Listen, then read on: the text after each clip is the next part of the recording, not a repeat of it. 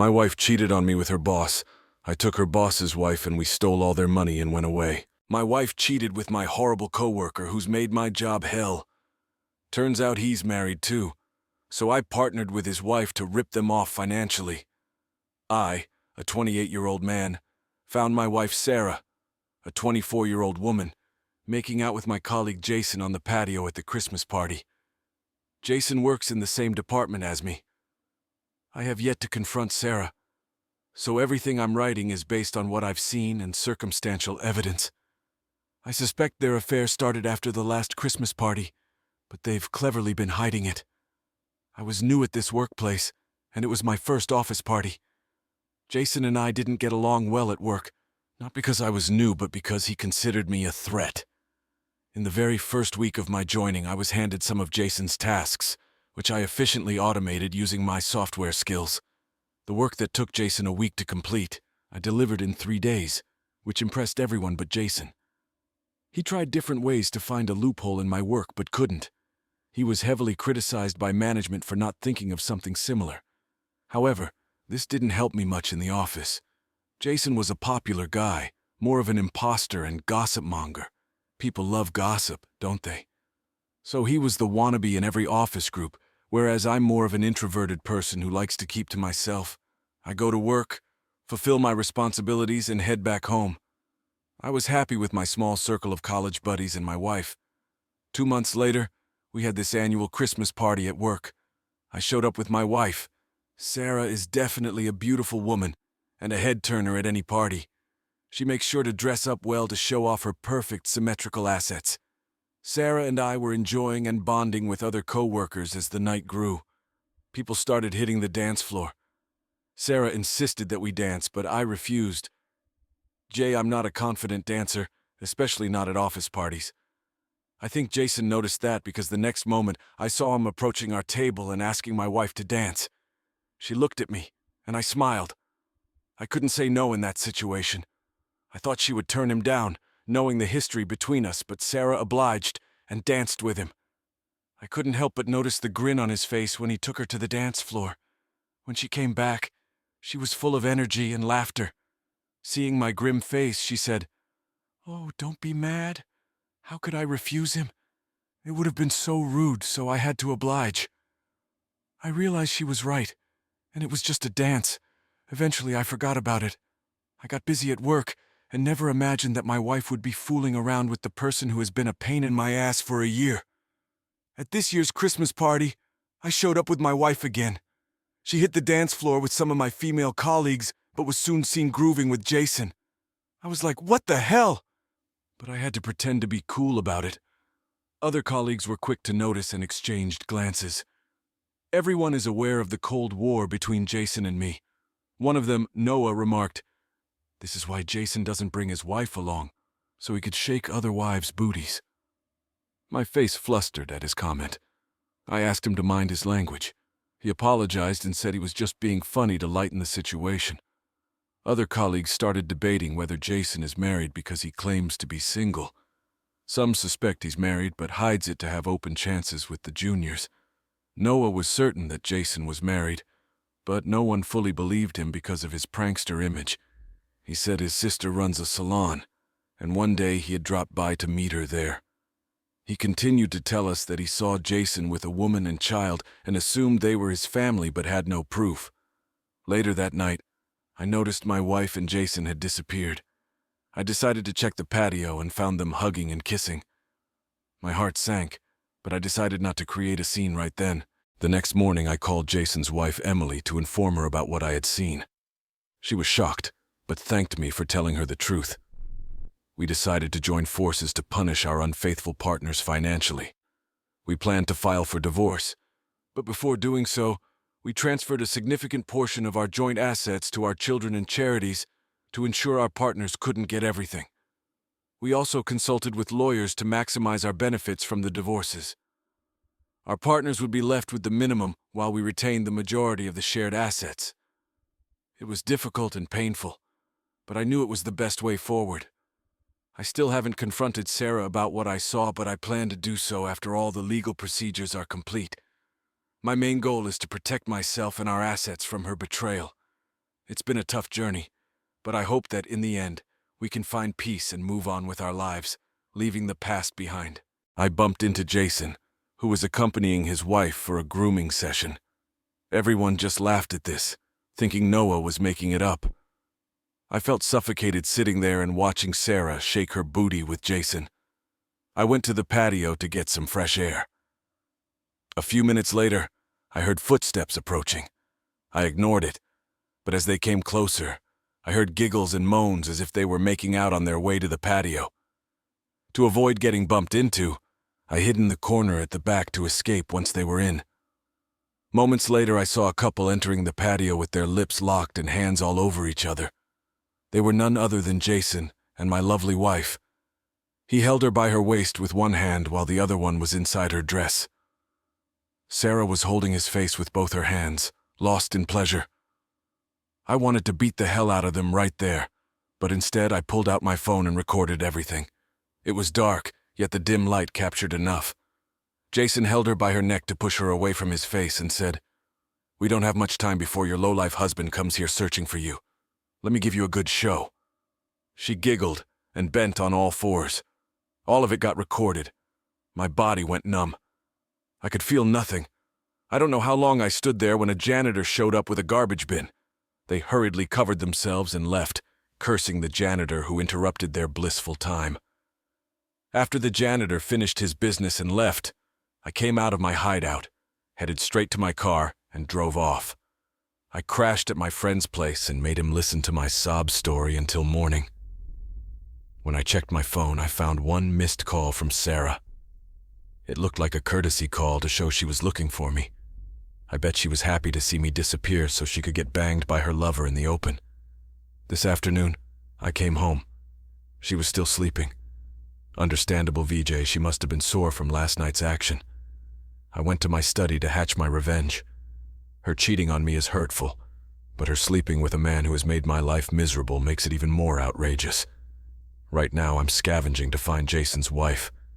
I'm going to find her and send the videos of his cheating. All of Jason's social media accounts are private. I cannot see his friend list. I don't even know her name. In fact, I don't even know if she exists. If you guys have any tricks for finding out a stranger on social media, please help me out. I would appreciate any help on that front. Thanks. Update 1. One of the most common comments here was, "How did I not see this coming? Were there no signs at all?" Well, I don't know if that was truly a sign or if I had too much faith in my wife. A few months after the first Christmas party, I think it was around spring, I was scrolling through my Facebook feed when I noticed Jason's comments on Sarah's post. I was taken aback. I asked her if she was in touch with him. She said no, he was just her Facebook friend like thousands of others. She said Jason had sent her the friend request after that party, and she had accepted it. That's it, no big deal. I got alert and reviewed her profile more often. I saw Jason's generous comments with heart emojis on each of her photos. I asked her about this, and she said it was just one of those hundreds of comments she gets on her pictures.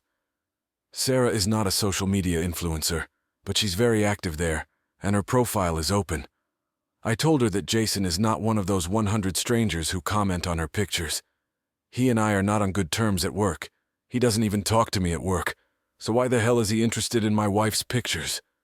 She replied sarcastically, "You should ask him." Her response infuriated me, and I yelled, "He is no one to me. I cannot question him, but you are my wife. It hurts me to see you in touch with someone whose sole motive in life is to pull me down." Jason had pulled many tricks at work to show me in a bad light. He was even successful a couple of times, and I was severely criticized by my manager. Jason is also a bootlicker, and had manipulated our manager into his camp. Sarah knows everything about my office politics, yet she let Jason's flirtatious comments slide into her inbox. This continued until July this year, when my department bagged a new project, and I had to travel twice every month to the client's office in Seattle. Work got really hectic, and I barely had time to think about anything else. Jason and I were both on the same team and had similar job responsibilities, but somehow he was always free and loitering in the lobby, whereas I was immersed in work. It was overwhelming, but I took it as a learning opportunity and worked my ass off. During this time, I found Sarah getting emotionally distant from me. I thought it was because of my work commitments and travel schedule. I tried to make it up by taking her to fancy dinners on weekends and buying expensive gifts for her. She never complained about my travel or my absence at home. She didn't even acknowledge the growing coldness between us, and this was bothering me. I insisted my manager not send me on work trips so frequently, or at least shuffle it between me and Jason, but he refused. He said I was more skilled to handle the client there. I said, then why does he get all the Achievers Awards every quarter while all I get is criticism? He had no answer but gave me a false promise that he would recommend my name for the next promotion. He was a bad liar. It was evident on his face that he was not going to do that. Talking about Sarah, when she woke up after her long slumber that evening, she asked me why I left her alone at the party. I said, "You needed me? I thought you were having a fun time with your new friend." She laughed and said, "Oh, don't be a jealous baby. It was just a dance." I smiled and let it slide. She thought I was angry that she was dancing with Jason. I let her think that because I'm going to attack them without any warning. My search for Jason's wife has yielded no results yet. I tried searching with Jason's surname, but the results were overwhelming. I'm thinking of fishing out Jason's address from the company's database and heading to his home. I find no other option than this. Any better suggestions are most welcome. Update 2. As some of you mentioned, it is next to impossible to find someone without a name or handle on social media. I was almost certain to go to his house and find his wife, but then my friend reminded me about my colleague Noah. I felt he knew about Jason's wife and could help me out here. Though he's a big-mouthed person and I'm not very fond of him, I needed his help. The next day when I went to work, I casually got into a conversation with him and asked if he knew about Jason's wife. He smirked at me and said, "I knew you would ask about her, especially after last night's twerking." Yeah, that's how he is, VGJ, an annoying piece of work. I wanted to ask him about her name, but didn't have the courage to do so. Maybe he sensed the desperateness and helplessness on my face and asked, "Do you want to know her name or contact?" I immediately blurted out in excitement, "Please." He told me her name and said that he would ask his sister for her number. I searched with her name across all social media platforms and found her on Twitter. I told Noah that the number was not required. As per her Twitter bio, she was working in a management position at one of the leading global organizations. I texted her saying I needed to talk to her about something very important regarding her husband. She responded with her number and asked me to call. Her response gave me the vibe of a confident and poignant woman. I called her and introduced myself. I told her subtly that her husband and my wife were up to something and that I had the video of them together. She asked if I could meet her after work, and I said sure. When I went to meet her, I was mesmerized by her aura. She was definitely a woman of value and wit. I wondered how any man could cheat on such beauty with brains. That's right, only a fool like Jason would.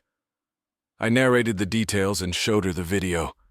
Tears welled up in her eyes, but she remained composed. She was shocked to know that the office party had an invitation for spouses, because Jason told her that spouses were not invited. I asked her if she had never doubted him. She said she had caught him twice sexting some random woman on social media, but it wasn't severe, so she forgave him. I told her that Jason claims to be single and has this reputation of a playboy at work, and has been associated with many junior colleagues. She cursed him at the top of her voice. She had been holding herself until then. She said, "That son of a bitch needs to be taught a lesson. Do you have any plans in mind?" I said no, not right now, but I'm definitely going to make them pay for all the humiliation. She said, "Let's do it together." Now we are in this together, planning our revenge. We have come up with some very amusing ways to ruin Sarah and Jason. We'll update the thread after the final nail in the coffin. Update 3. Hold on to your seatbelts. This is going to be wild. Sarah and Jason have been served with hot, piping revenge. Jason's wife, Sandra, 33, and I came up with the following revenge plan. We turned a blind eye to their affair. Though we knew they were lying about the sleepovers with friends, we let it slide. We both pretended to be so busy at work that we didn't give a damn. Sarah and I co-own the house. I made an updated document where Sarah made me the sole owner of the house and had her sign it VDJ not forcefully but tactically. She was once heading out to meet Jason, lying that she was going shopping with friends. I deliberately blocked the restroom wardrobe, making her run late. When she was about to leave, I asked her to sign an insurance renewal document. It wasn't suspicious because I pay for all her insurance. She just signs it and gets done with it. Between those papers, I kept the house ownership document. She signed all of them without seeing them. Sandra emptied all the money from their joint bank account, borrowed Jason's car, and sold it off to a rookie. The house in which Sandra lived was hers, which she secretly leased out to a new tenant and got a restraining order against Jason on that property. I blocked all the cards on which Sarah was surviving. Numbers 3, 4, and 5 were carried out towards the tail end of the revenge just before ghosting them. Sandra bought a 5-day couple holiday trip to Florida as a birthday gift for Jason. But a day before the trip, she lied that something had come up at work and she couldn't make it. Jason quickly suggested that he could take this trip with his guy friend. Sandra agreed because it was a non-refundable package. During that same time, I lied to Sarah that I was going on a 15-day work trip. I checked into a hotel during that period. She called me and said she was going to her school friend's wedding in Vegas. I asked her which friend she was that I didn't know of. She said they were not in touch for so long, but suddenly she called up, invited her, and Sarah couldn't. Sarah said she couldn't say no. I said, "Sure, have fun." She was feeding me lie after lie. Jason and Sarah went on that 4-day vacation to Florida, which Sandra had bought. We used their absence to execute our plans. Sandra emptied their joint account, sold his car, rented out her house, and got a restraining order against him. I blocked the cards which Sarah had been using, packed up her stuff, and kept it in storage. The details would reach her through mail along with updated property papers and a restraining order after she returns. This would have been all if Jason had left me alone at work, but he didn't. He proudly told his work buddies that he had been with my wife because I couldn't fulfill her. He made outrageous comments hinting at me. He even showed Sarah's chat to his friends where she was expressing her desires for Jason and mocking me for giving her only vanilla sex, while Jason gave her a thrilling time. He used to read out her chats aloud to humiliate me without taking my name. I decided to use this against him and recorded that stuff.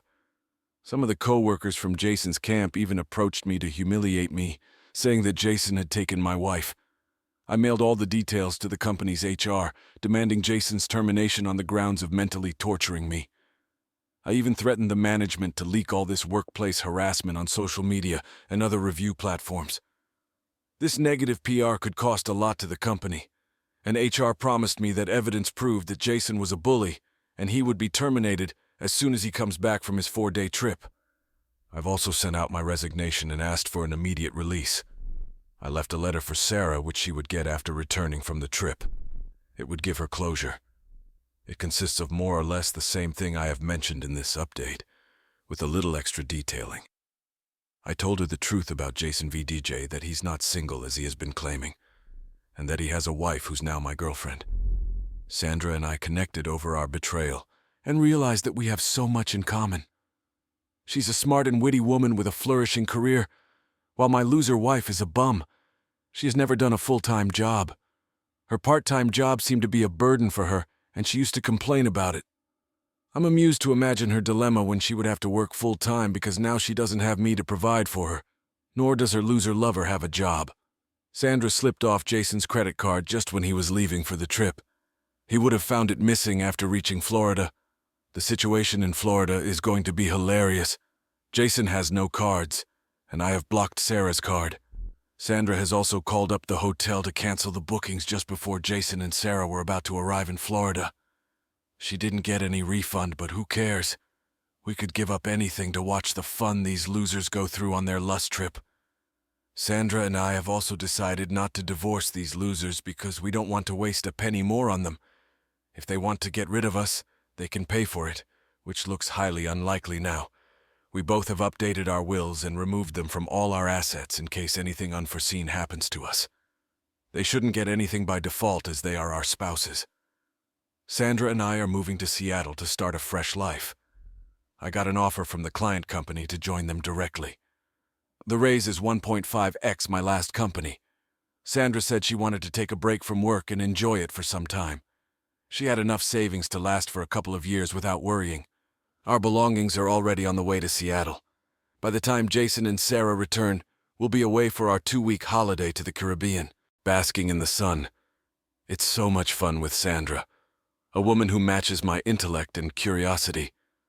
I feel so lively again. We're not seeing our forever with each other.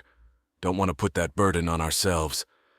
But yeah, enjoying our time together while we can. Busting my wife's affair with her professor by exposing their texts and videos during her big presentation DJJ. They both got kicked out. I, a 25-year-old man, and my wife, a 23-year-old woman, have been married for about 2 years. We met on a typical date, one that involved drinks and good conversation. I learned she was a dentist and had recently graduated. She pushed her way through dental school and has been successful thus far. I was a contractor for a business and didn't make anywhere near as much money as she did.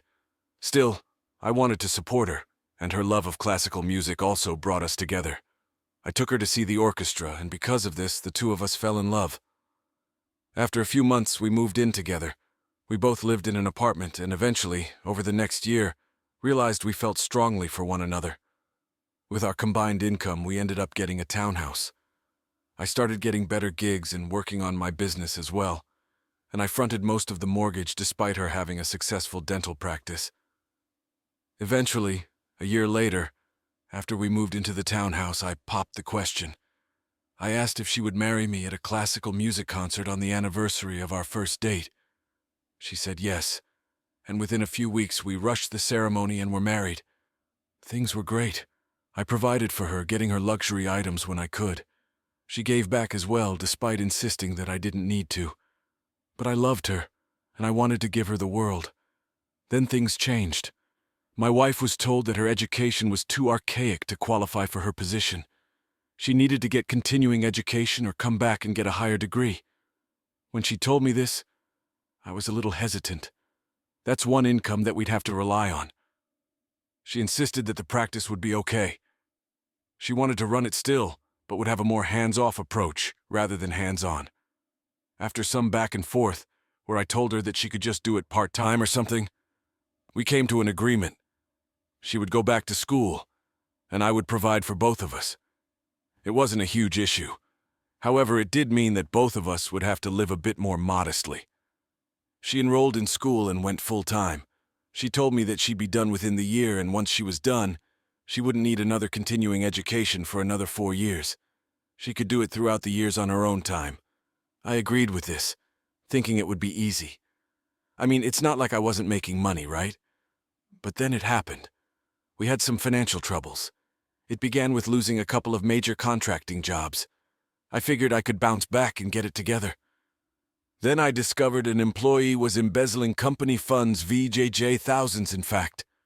We had to pay for a lawyer to provide litigation for that, and I also had to shell out money just to win the case.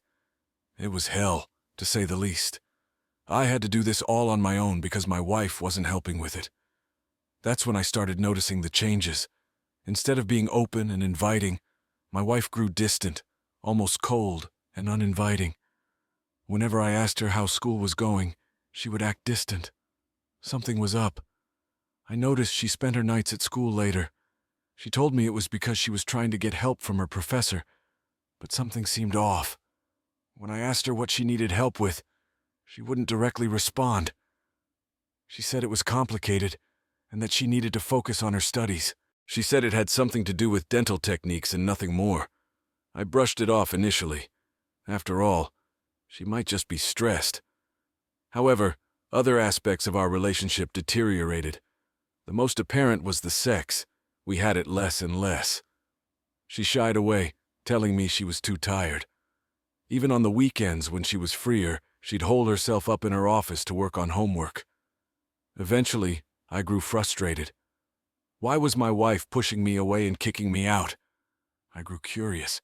I told my buddy about it, and he told me that she might be cheating. That's preposterous! Cheating!